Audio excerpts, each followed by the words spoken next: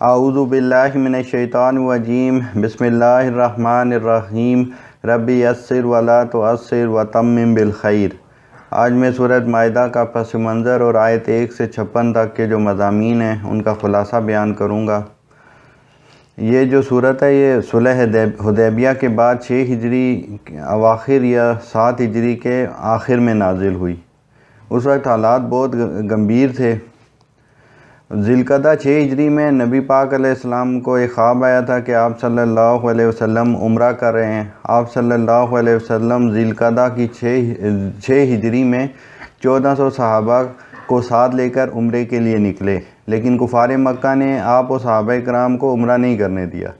پھر حدیبیہ کے مقام پر ایک صلح ہوئی جس کے نتیجے میں اگلے سال آنے کی اجازت ملی۔ اب اس پر مسلمانوں کے اندر کفار کے خلاف نفرت کے جذبات کا پیدا ہونا ایک فطری بات تھی، اور ہو سکتا تھا کہ وہ کافر قبائل جن کا راستہ مدینے سے گزرتا تھا تو مسلمان انہیں مسجد حرام جانے سے روک دیتے، تو اللہ تعالیٰ نے پہلے ہی مسلمانوں کو ایسا کرنے سے منع کر دیا اور سمجھا دیا کہ حج کی نیت سے کعبے کی طرف جانے والے اور ان کے ہمراہ جو جانور ہیں وہ اللہ کے شعائر میں سے ہیں۔ پھر حالات میں کافی تبدیلی آ چکی تھی۔ مسلمانوں کو ایک سیاسی قوت کے طور پر تسلیم کیا جا چکا تھا، اور اسلامی ریاست جو ہے نجد، شام، بحر احمر اور مکے کی حدود کو چھو رہی تھی۔ یہ ایک پیس پیکٹ تھا، مسلمان امن سے رہ سکتے تھے، انہیں آزادی تھی، مسلمانوں کو تمکن مل گیا تھا۔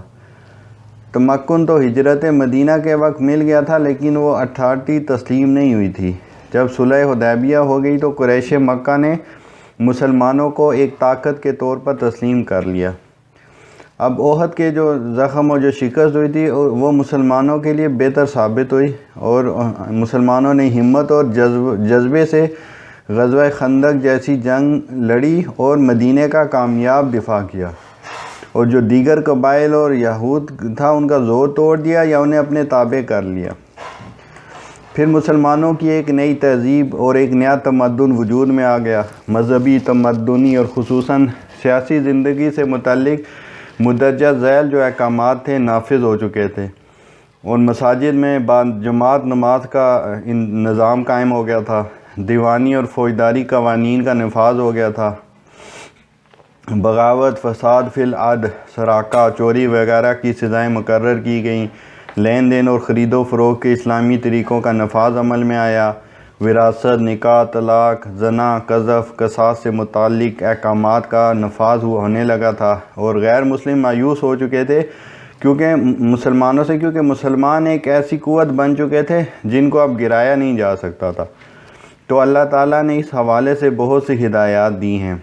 مسلمانوں کا دور محکومی ختم ہو چکا تھا، اس لیے ان کو بطور حکمران کے نصیحتیں کی گئیں کہ عدل و قسط کی بار بار ان کو تلقین کی گئی، اللہ کے احکامات کے نفاذ کا عہد پورا کرنے کی تاکید کی گئی، اور اہل کتاب کے طریقے پر چلنے سے منع کیا گیا۔ اب یہودیوں اور عیسائیوں کو ایک بار پھر نصیحت کی گئی کہ کیونکہ یہود کے جو تینوں قبائل تھے، بنو قینقاع، بنو نذیر اور بنو قریظہ کو مدینے سے نکال دیا گیا تھا، اور سرزمین عرب میں ان جو مشرکین کا زور بھی ٹوٹ چکا تھا، اور ممکن تھا کہ اب وہ بات ذرا دھیان سے سنیں، اور اس کے ساتھ سرزمین عرب سے باہر دعوت کے جو اصل مخاطب بھی کیونکہ وہی تھے، اس لیے اس حوالے سے بلی خطاب کیا گیا۔ اب سورہ مائدہ آیت 1 سے 7 میں مسلمانوں کو عہد کی پاسداری کی تلقین اور دیگر احکامات کا نزول ہوا۔ عہدوں کی پاسداری، حلال اور حرام غذا اور اللہ کا پیغام مومنوں کے نام آیا، اور حالت احرام میں شکار نہ کرنے کا حکم دیا گیا، شاعر اللہ کی بے حرمتی نہ کرنا، حرمت والے مہینوں کی حرمت پامال نہ کرنا، نہ ہی حرم میں قربانی ہونے والے جانوروں کی، اور نہ ہی ان جانوروں کی جن کے پٹے باندھ دیے گئے ہوں، ان کو نقصان پہنچانے سے منع کیا گیا۔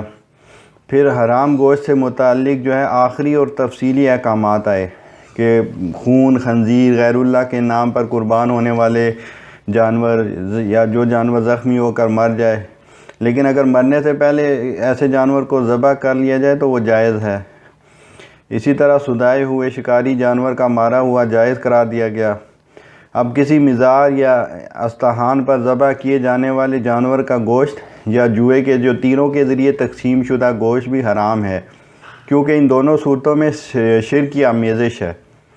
اب ایک آدمی اگر بھوک سے مر رہا ہو تو ضرورت پڑنے پر اتنا حرام گوشت کھانے کی اجازت ہے کہ اس سے اس کی زندگی بچ جائے، پیٹ بھر کر نہ کھائے۔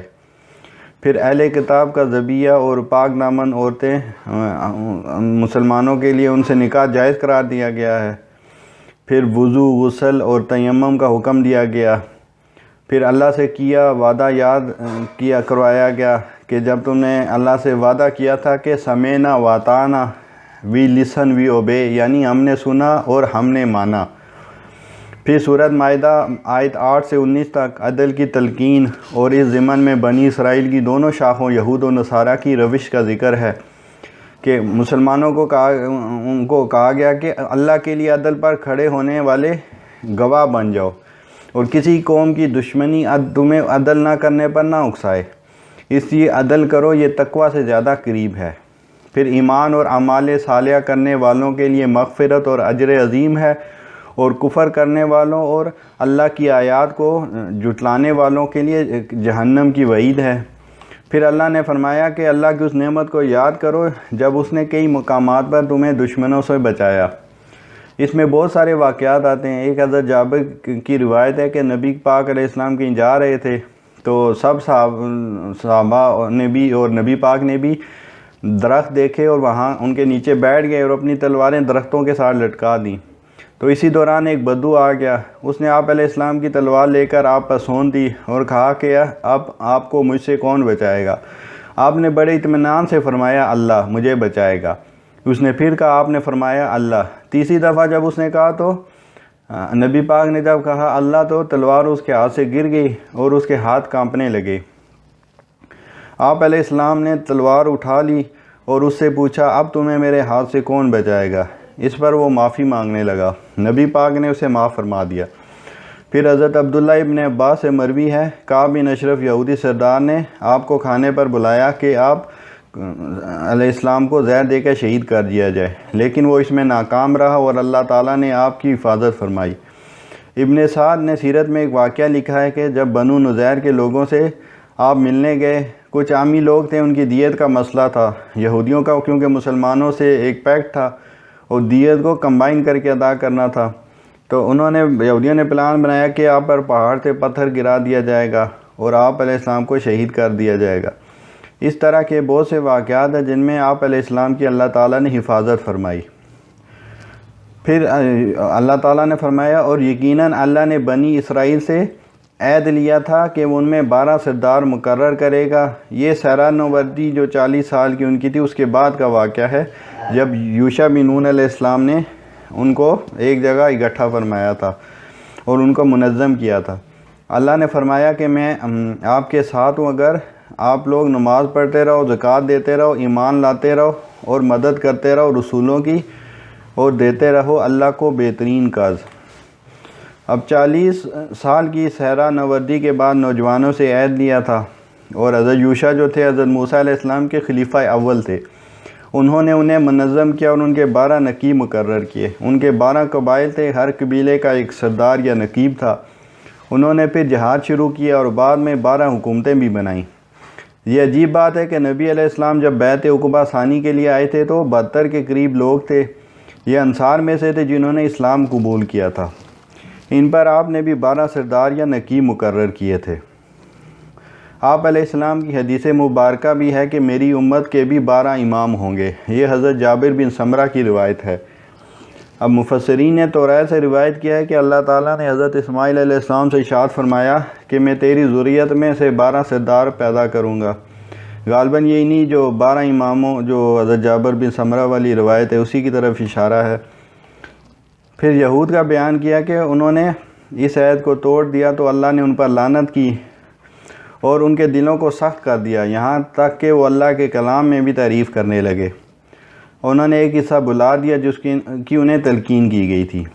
اسی طرح عیسائیوں نے بھی بلا دیا جو انہیں نصیحت کی گئی تھی، تو ہم نے ان کے دلوں میں نفرت ڈال دی قیامت کے دن تک۔ اب نصارہ جو ہے نصرت سے ہے یعنی مددگار، یہ کہتے تھے کہ ہم حضرت عیسیٰ علیہ السلام کے مددگار ہیں۔ دوسرا مفہوم ہے ناصرہ جگہ کا نام ہے جہاں حضرت عیسیٰ علیہ السلام رہے، اسی وجہ سے انہیں مسیح ناصری بھی کہتے ہیں۔ پھر اہل کتاب سے خطاب ہے کہ اے اہل کتاب، تمہارے پاس رسول صلی اللہ علیہ وسلم آ چکے ہیں جو تم پر کئی وہ باتیں واضح کر رہے ہیں جو مخفی رہ گئی تھیں، اور وہ درگزر کرتے ہیں بہت سی باتوں سے۔ یقیناً آ چکی ہے تمہاری طرف کتاب اور واضح نور۔ یقیناً وہ بھی کافر ہو گئے جو کہتے ہیں کہ مسیح ابن مریم ہی خدا ہے۔ یہ یعقوبیہ ایک فرقہ تھا جو حضرت عیسیٰ علیہ السلام کو خدا مانتا تھا۔ یہود و نصارہ کہتے ہیں کہ ہم اللہ کے بیٹے اور چہیتے ہیں، تو اللہ تعالیٰ نے نبی پاک علیہ السلام سے فرمایا کہ ان سے پوچھئے کہ پھر تمہیں عذاب اللہ کیوں دیتا ہے تمہارے گناہوں کی وجہ سے، اور پھر فرمایا کہ تم انسان ہی ہو جیسے کہ باقی انسان ہیں، اور اللہ ہی بخشتا ہے یا عذاب دیتا ہے جسے چاہتا ہے۔ اس لیے عقیدے کی تطہیر بہت ضروری ہے۔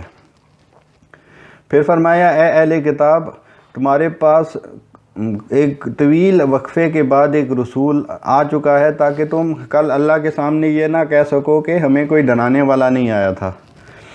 حضرت عیسیٰ علیہ السلام سے لے کر نبی پاک علیہ السلام تک جو 600 سال تک کوئی نبی مبعوث نہیں ہوا۔ تاریک رات تھی، یہ تاریخ انسانی کا یونیک دور ہے، ایسا دور نہ پہلے آیا نہ اب ہے۔ اب قرآن موجود ہے ہدایت کے لیے۔ اس وقت پرانی شریعتیں بھی محفوظ نہیں رہی تھیں اور نہ ہی کوئی نبی موجود تھا، اسے زمانۂ فطرت کہتے ہیں۔ سورہ مائدہ 20-37 حکم جہاد و قتال فی سبیل اللہ اور بنی اسرائیل کی روش جہاد سے گریز اور 40 سال کی سزا اور حابیل و قابیل کا قصہ۔ جہاں انہیں لڑنے کا حکم ہوتا تھا گریز کرتے اور جہاں صلح کی تلقین کی جاتی تو خوب لڑتے۔ اب بنی اسرائیل سے حضرت موسیٰ علیہ السلام کا خطاب ہے کہ اے بنی اسرائیل، یاد کرو اس نعمت کو جب اللہ نے تمہارے درمیان انبیاء بھیجے اور تمہیں بادشاہت عطا کی۔ اے میری قوم، ارض مقدس میں داخل ہو جاؤ، یہ تمہارے لیے لکھ دی گئی ہے۔ انہوں نے کہا وہاں تو جباروں کی قوم قابض ہے، ہم وہاں کبھی نہیں جائیں گے جب تک وہ وہاں پر ہیں۔ دو لوگوں نے قوم کو سمجھایا لیکن انہوں نے صاف کہہ دیا کہ اے موسیٰ، آپ اور آپ کا رب جائیں اور لڑائی کریں، ہم تو یہاں بیٹھے ہیں۔ حضرت موسیٰ علیہ السلام کا اللہ سے کہنا کہ میرا بس تو اپنی ذات اور بائی پر ہی چلتا ہے، اس فاسق قوم سے مجھے علیحدہ کر دے۔ بنی اسرائیل کو جہاں قتال کا حکم ہوا وہاں سے تو پیچھے ہٹ گئے، اور جہاں حکم تھا ایک دوسرے کو قتل کرنے کا وہاں قتل کرتے رہے، یعنی کہ ایک حکم مان لیا اور ایک حکم سے انکار کر دیا۔ اب یہ بیان جو ہے بائبل کی جو کتب ہیں گنتی، استثناء اور یشوع میں بھی ہے، جس کی تفصیلات یہ ہیں۔ اب دشت فاران سے موسیٰ علیہ السلام نے 12 سرداروں کو فلسطین بھیجا۔ 40 دن کے بعد وہ واپس آئے، رپورٹ دی کہ واقعی وہاں دودھ و شہد کی نہریں بہتی ہیں، لیکن وہاں جتنے بھی بندے دیکھے سب قدآور ہیں، اور بنی عناق کو بھی ہم نے دیکھا جو جبار ہیں اور جباروں کی نسل سے ہیں، ان کے سامنے تو ہم ٹڈے دکھ رہے تھے۔ اور اے موسیٰ علیہ السلام، کاش ہم مصر میں ہی مر جاتے یا اس صحرا میں ہی مر جاتے، رب ہمیں کیوں جباروں سے مروانا چاہتا ہے، اس سے اچھا ہے مصر ہی واپس چلے جائیں۔ یوشع بن نون اور کالب ابن یوکنا نے ان کو سمجھایا، اور 40 سال کی صحرا نوردی 20 سال سے اوپر کے جو سارے مرد تھے وہ مارے گئے، اور نئی نسل نے پھر جہاد کا ارادہ کیا تو اس سزا سے نکل پائے۔ پھر حابیل اور قابیل کا قصہ بیان ہوا ہے۔ اب کہ ان دونوں بھائیوں نے نظر مانی، حابیل کی جو نظر تھی وہ قبول ہوئی، قابیل کی قبول نہیں ہوئی۔ اب قابیل کو اس پر بہت حسد ہوا اور اس نے اپنے بھائی کو دھمکی دی کہ میں تجھے قتل کر دوں گا۔ اب حابیل نے کہا کہ تم مجھے قتل بھی کر دو لیکن میں تمہیں قتل کرنے کی کوشش نہیں کروں گا۔ آخر قابیل نے اپنے بھائی کو قتل کر دیا۔ اب قابیل کو اب یہ سمجھنا ہے کہ بھائی کو کیسے اس کی لاش کو چھپائے، تو اس نے ایک کوے کو دیکھا جس نے ایک مردہ کوے کو زمین میں دفن کر دیا، تو اس نے اس سے اپنے آپ کو ملامت بھی کی اور سخت جو ہے شرمندہ بھی ہوا۔ پھر اس نے اپنے بھائی کی لاش کو زمین میں دفن کر دیا۔ اور حابیل کی جو سنت پر ہے حقیقی معنوں میں حضرت عثمان غنی رضی اللہ عنہ نے عمل کیا کہ وہ خلیفہ تھے لیکن انہوں نے اس لیے کیونکہ جو ان کے مخالفین تھے ان پر جو ہے بات مشتبہ ہو گئی تھی، اس لیے ان سے لڑنا پسند نہیں کیا اور اپنی جان قربان کر دی۔ اور بخاری شریف کی حدیث ہے کہ دنیا میں ہونے والے جو ہر قتل کا گناہ ہے قابیل کو بھی جاتا ہے، کیونکہ اس نے دنیا میں قتل کے گناہ کا آغاز کیا تھا۔ اسی طرح دوسرے گناہوں کا بھی معاملہ ہے۔ پھر فرمایا جس نے ایک انسان کو ناحق قتل کیا اس نے پوری انسانیت کا قتل کیا، اور جس نے ایک کی جان بچائی اس نے ساری انسانیت کی جان بچائی۔ فساد فی الارض کی سزا یہ ہے کہ ان ایسوں کو بری طرح قتل کیا جائے، ان کو سولی چڑھا دیا جائے، یا مخالف سمتوں میں ہاتھ پاؤں کاٹ دیے جائیں، یا جلا وطن کر دیا جائے۔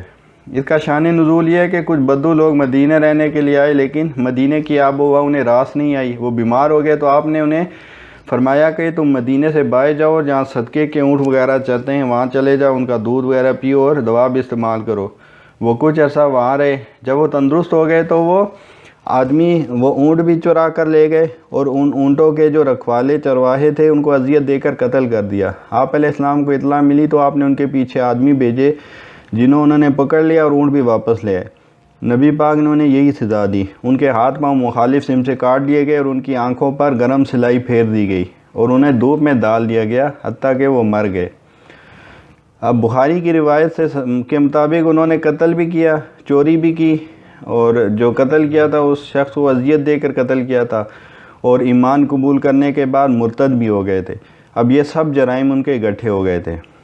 پھر فرمایا اے ایمان والو اللہ سے ڈرو اور اللہ کے قرب کا وسیلہ یعنی جہاد فی سبیل اللہ تلاش کرو۔ اس کے بعد سورہ مائدہ آیت 38 سے 56 تک چوری کی حد اور دیگر احکامات بالخصوص جہاد فی سبیل اللہ کا ذکر اور اللہ کے احکامات کے نفاذ کی تاکید، نیز اس ضمن میں بھی بنی اسرائیل کو دی گئی ہدایات کا خلاصہ پیش کیا گیا ہے۔ اب جو چور ہے مرد ہو یا عورت ان کے ہاتھ کاٹ دو، اس کا حکم نازل ہوا، اور پھر فرمایا کہ عذاب اور معافی دینا اللہ کے ہاتھ میں ہے۔ اب اسلام میں چوری کی سزا ہاتھ کاٹنا کیوں ہے؟ جو ایسی بات کرے وہ کب مسلمان رہتا ہے؟ جو یہ کہے کہ یہ وحشیانہ سزا ہے، اسے نافذ نہیں ہونا چاہیے، ایسا شخص مسلمان نہیں رہتا، وہ دائرہ اسلام سے خارج ہو چکا۔ اب ایک ڈال کی قیمت کی چوری تک ہاتھ نہیں کٹے گا، اس کی قیمت میں پھر اختلاف ہے۔ امام ابو حنیفہ کے نزدیک 10 درہم نصاب ہے، امام شافعی، مالک اور حنبل رحمہ اللہ کے نزدیک 1/4 دینار ہے۔ سبزی، پھل، ترکاری یعنی کھانے پینے کی چیزوں کی چوری پر ہاتھ نہیں کاٹا جائے گا۔ حضرت عائشہ سے روایت ہے حقیر چیزوں کی چوری پر آپ علیہ السلام کے زمانے میں ہاتھ نہیں کاٹا جاتا تھا۔ حضرت علی اور حضرت عثمان رضی اللہ عنہما کا فیصلہ ہے، اور صحابہ کرام میں سے کسی نے بھی اس سے اختلاف نہیں کیا ہے کہ پرندے کی چوری پر ہاتھ نہیں کاٹنے کی سزا نہیں دی جائے گی۔ حضرت علی اور حضرت عمر رضی اللہ عنہما نے بیت المال سے چوری کرنے والے کا بھی ہاتھ نہیں کاٹا۔ اس معاملے میں بھی صحابہ کرام میں سے کسی کا اختلاف ذکر نہیں ہے۔ پھر منافقین کا ذکر ہے کہ کفر میں تیزی دکھانے والے منافق آپ علیہ السلام کو غمگین نہ کریں، جو جھوٹ سننے والے ہیں اور باتوں کو ان کے اصل مقام سے بدل دیتے ہیں اور کہتے ہیں کہ یہ حکم دیا جائے تو مان لینا ورنہ نہ ماننا۔ اس میں ایک زنا کی سزا سے متعلق واقعہ ہے، یہود کا طرز عمل کا ذکر ہے۔ ایک یہودی عورت اور مرد نے زنا کیا، دونوں شادی شدہ تھے اور ان کی شریعت میں رجم سنسار کرنے کی سزا تھی، لیکن انہوں نے اپنی شریعت تبدیل کر دی۔ اس کے لیے انہوں نے سزا رکھی کوڑے مارنا اور منہ کالا کر کے گدھے پر سوار کر کے شہر میں پھیرنا۔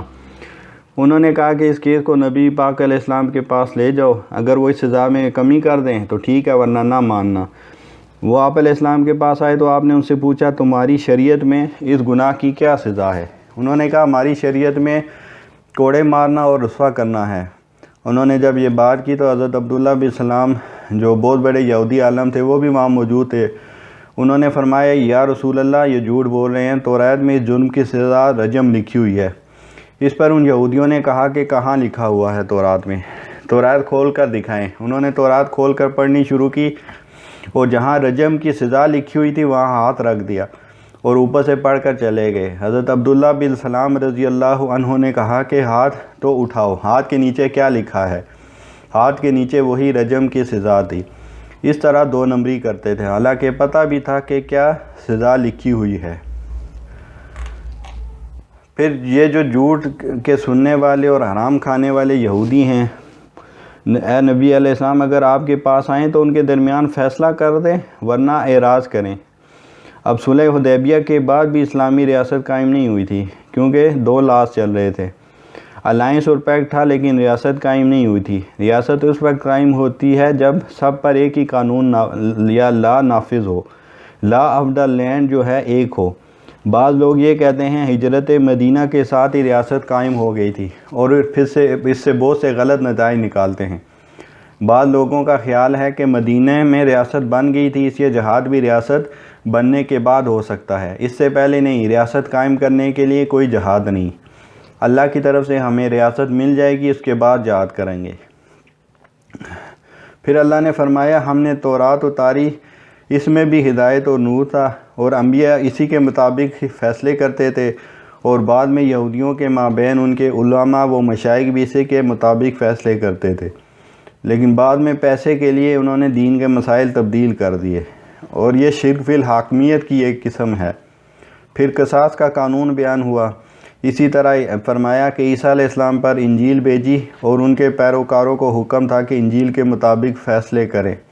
جو اللہ کی نازل کردہ شریعت کے مطابق فیصلے نہیں کرتے وہ کافر ہیں، فاسق ہیں اور ظالم ہیں۔ پھر فرمایا ہم نے آپ علیہ السلام پر کتاب نازل کی، اس لیے آپ اس کے مطابق ہی فیصلے کیجئے ان کے درمیان، اور ان کی خواہشات کی پیروی ہرگز نہ کیجیے۔ پھر فرمایا ہم نے ہر امت کے لیے ایک شریعت اور ایک منہاج بنایا ہے، ورنہ اللہ چاہتا تو سب کو ایک ہی راستے پر یعنی ایک ہی دین پر کر دیتا۔ پھر قرآن پر عمل لازمی قرار دے دیا گیا۔ پھر فرمایا تو اس سب کے بعد کیا وہ جاہلیت کا فیصلہ چاہتے ہیں؟ اس کے بعد جناب باری تعالیٰ ان لوگوں کا ذکر کر رہا ہے جو اللہ کے حکم سے ہٹ جائیں، جس میں تمام بلائیاں موجود اور تمام برائیاں دور ہیں۔ ایسے پاک حکم سے ہٹ کر رائے و قیاس کی طرف، خواہش نفسانی کی طرف اور ان احکام کی طرف جھکے جو لوگوں نے از خود اپنی طرف سے بغیر شرعی دلیل کے گڑھ لیے تھے، جیسا کہ اہل جاہلیت اپنی جہالت و ضلالت اور اپنی رائے اور مرضی کے مطابق حکم جاری کر لیا کرتے تھے، اور جیسے کہ تاتاری ملکی معاملات میں چنگیز خان کے احکام کی پیروی کرتے تھے جو الیاسق نے گڑھ دیے تھے۔ وہ بہت سے احکام کے مجموعے اور دفاتر تھے جو مختلف شریعتوں اور مذہبوں سے چھانٹے گئے تھے، یہودیت، نصرانیت، اسلامیت وغیرہ سب کے احکام کا وہ مجموعہ تھا۔ اور پھر اس میں بہت سے احکام وہ بھی تھے جو صرف اپنی عقل اور مصلحت وقت کے پیش نظر ایجاد کیے گئے تھے، جن میں اپنی خواہش کی ملاوٹ بھی تھی، بس وہی مجموعے ان کی اولاد میں قابل عمل ٹھہر گئے، اور اسی کو کتاب و سنت پر فوقیت و تقدیم دی گئی۔ در حقیقت ایسا کرنے والے کافر ہیں اور ان سے جہاد واجب ہے، یہاں تک کہ وہ لوٹ کر اللہ اور اس کے رسول کے حکم کی طرف آ جائیں، اور کسی چھوٹے یا بڑے عام یا غیر عام معاملے میں سوائے کتاب و سنت کے کوئی حکم کسی کا نہ لیں۔ اے ایمان والو، یہود و نصارہ کو اپنا دوست نہ بناؤ، وہ ایک دوسرے کے ساتھی ہیں، اور جس نے ایسا کیا وہ انہی میں شمار ہوگا۔ پھر فرمایا اے ایمان والو، اگر کوئی تم میں سے اپنے دین سے پھر جائے گا تو خدا ایسے لوگ پیدا کر دے گا جن کو وہ دوست رکھے اور جسے وہ دوست رکھیں، اور جو مومنوں کے حق میں نرمی کریں اور کافروں سے سختی سے پیش ہیں۔ خدا کی راہ میں جہاد کریں اور کسی ملامت کرنے والے کی ملامت سے نہ ڈریں، یہ خدا کا فضل ہے، وہ جسے چاہتا ہے دیتا ہے، اور اللہ بڑی کشائش والا اور جاننے والا ہے۔ وما علینا الا البلاغ۔